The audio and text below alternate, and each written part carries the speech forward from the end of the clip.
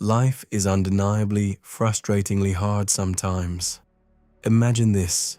You just bought a brand new pair of shoes. You're feeling good, you walk outside and immediately, inevitably, it starts raining. You take a wrong step, your foot sinks into a puddle of thick mud, and just like that they are completely ruined.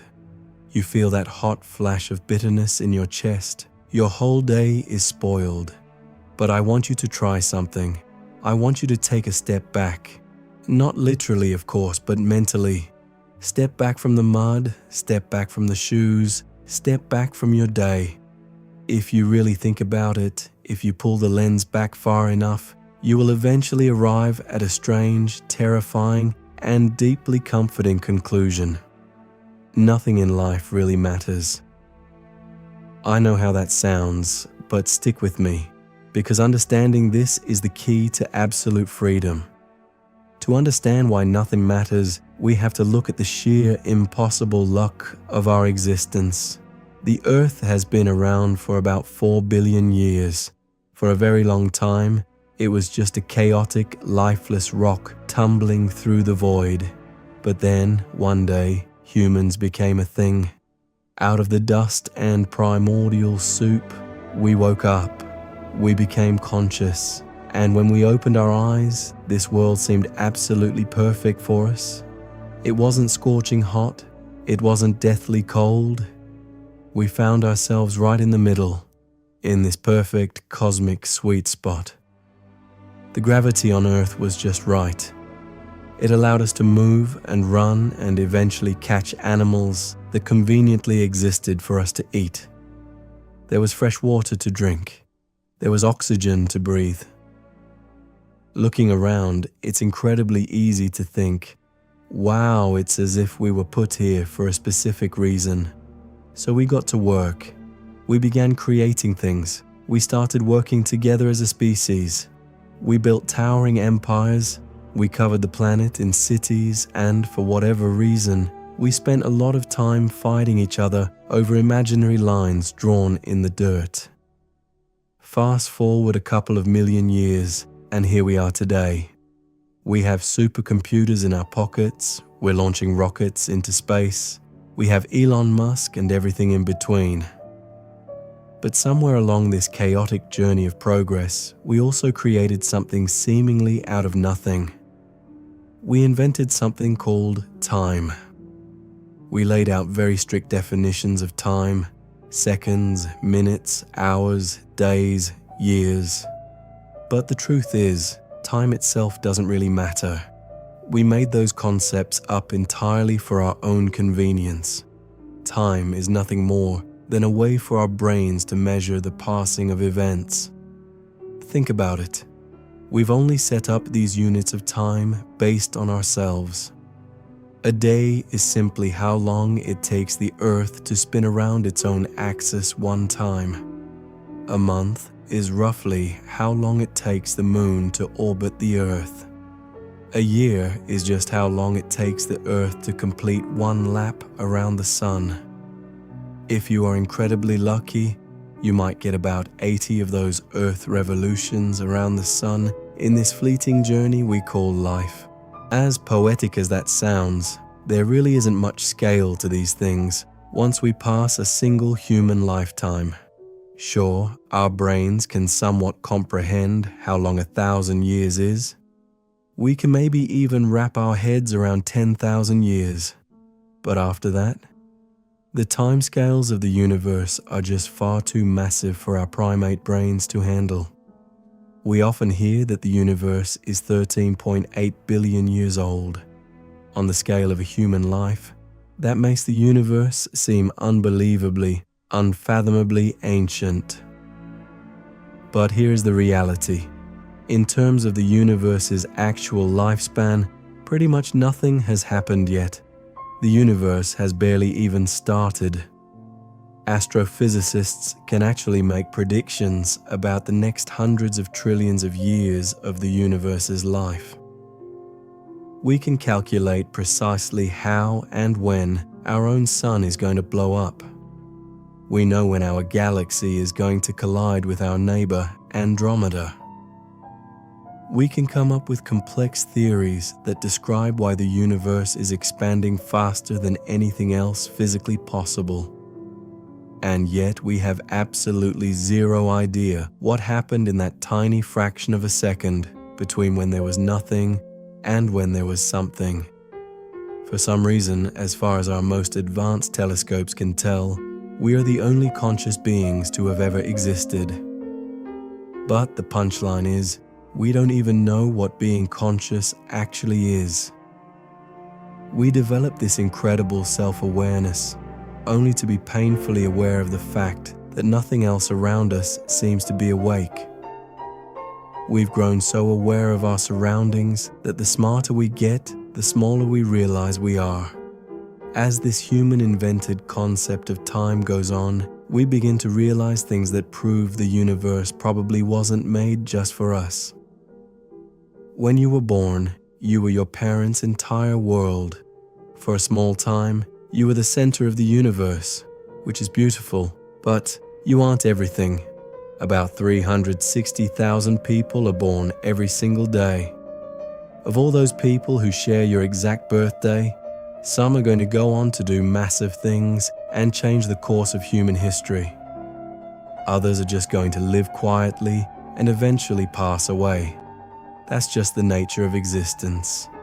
And zoom out further. Earth is just one single planet in our solar system. We have 8 or 9 of those, depending on how you feel about Pluto today. Given the unfathomable amount of perfection required for life to exist, it's hard to believe there might be other life out there. We've discovered over 4,000 exoplanets to date, planets that revolve around other suns. We've even found multiple examples of Earth-like planets with roughly the same shape, size, and temperature. But yet, from what we can tell, there is nothing there. It's totally quiet.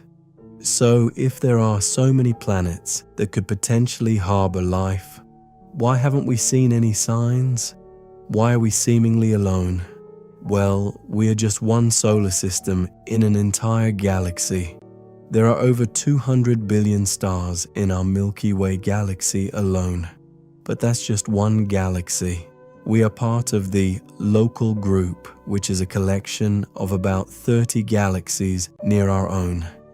Andromeda is one of them, and in about 4.5 billion years, Andromeda is going to violently collide with our galaxy. By the time that happens, it will be long gone, and soon after that, so will the Earth. The Sun will reach the end of its life. It is going to expand massively in size, shining over 3,000 times brighter than it does today, and it will completely consume the Earth. But here's the kicker. Even though our home planet, the cradle of all human history, will be completely vaporized, the rest of the galaxy wouldn't even notice. Billions of years on a multi-trillion-year time scale is truly nothing.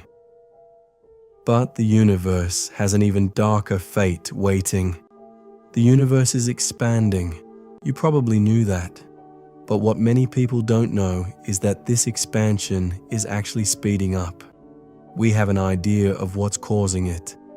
Dark energy. Dark energy is violently stretching the very fabric of space-time. We don't know what it's made from. We just know it's there. According to our current calculations, dark energy will eventually stretch the space-time between galaxies faster than the speed of light itself. This means that the light emitting from our neighboring galaxies will travel towards us at the fastest speed physically possible. And it still won't be enough. The light will never reach us because the empty space between us is stretching faster than the light can travel through it. Eventually, the universe will be spread so incredibly thin that when any surviving beings look out into the night sky, they won't see anything. They will end up entirely alone, confined to a dark, isolated galaxy. But it doesn't stop there. In the end, even our own galaxy will start to go dark. Trillions of years down the road, the lights in the sky are going to begin turning off, one by one by one. Without any new stars being born to keep things running, the universe is going to get very cold. Dying stars will turn into white dwarfs or neutron stars, providing the very last faint glimmers of light in a freezing, pitch-black universe. Eventually, trillions of years after our own sun has died, even those white dwarfs will dim out into nothing. Occasionally, a couple of dead neutron stars roaming the void might collide by chance, creating a supernova, a brilliant, violent flash of light. But once those supernovas fade, the universe will again be plunged into total darkness. All matter that used to make up the beautiful, swirling galaxies we see today will begin to fall into black holes. The Big Bang, which created the highest temperatures ever known to physics, will ultimately result in the most dormant, dark, and freezing configuration possible. From a universe teeming with light and beauty, to a barren wasteland dominated entirely by black holes. This is how the universe is going to spend the vast majority of its time, cold, dark, and completely alone. We are no longer talking about millions or billions of years. The timescales are now in the quadrillions of years. But even black holes are not immortal. Through a slow process called Hawking radiation, these black holes will slowly, painfully slowly, begin to evaporate away. One single subatomic particle at a time, until eventually, after the very last black hole fades out of existence, there will be absolutely nothing left in the universe. A universe where nothing ever changes, where the concept of time becomes entirely pointless because there are no events left to measure, just an empty, expanding void of nothingness. Matter, the stuff that makes up you, me, the Earth, and the stars, only accounts for barely 4% of the universe anyway. So, maybe, just maybe, we are a fluke. We were never supposed to make it to the final curtain call. But right now, we still have a role to play. Today we are one species, on one tiny rock, in one galaxy, in an almost indistinguishable, microscopic corner of the universe. Whether or not we ever came to exist, the universe wouldn't look much different. Every single day that passes, we matter a little less, and a little less, until eventually you realize that in the grand scheme of things, we don't matter at all. Our entire galaxy could just vanish tomorrow, and the universe would carry on completely unbothered. We came to exist in a very weird time, but it's also an incredibly unique time. We are just a blip in the universe's potential, but the only way to fulfill that potential is to start making progress today. It is entirely possible that there won't be others like us, just random spurts of intelligent life spread impossibly far apart across trillions of years. But right now, we happen to exist in one of those rare, magical stages where life is not just possible, but probably the easiest it's ever going to be. The stars are shining, the lights are on, you get one life, you get to do whatever you want with it. Sure, there are some things you can't really avoid.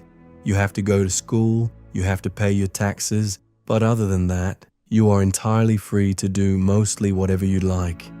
If good things are happening to you, enjoy them, because they won't last forever. If terrible things are happening to you, take comfort in the fact that they aren't going to last forever either. You have absolutely zero idea what the future holds for you, and the most random, insignificant experiences can completely reroute your entire future in an instant. Every single one of us was dealt a hand in life that we honestly didn't ask for. Some people get great hands. Some people get terrible hands. But we all have to sit at the table and play the cards we've been given in the best way we possibly can. There is a very real chance that humans may never figure out why the universe acts the way it does. We might never know if there is life out there, or if we are the lonely exception. For every answer we find, 100 new questions pop up. There are infinite possibilities as to how we came to exist. But luckily, there are infinitely just as many things to do while we sit here figuring that out. There are dogs to feed. There are new people to meet. There is art to be made and science to be done. So whatever you decide to do while we figure out our spot in this bizarre, beautiful universe, just try to enjoy it. Because no matter what happens to you, no matter how many times you mess up, no matter how far humanity eventually ventures out into the dark unknown, in the absolute grandest scheme of things, it doesn't even matter. And that is exactly what makes your life so incredibly beautiful.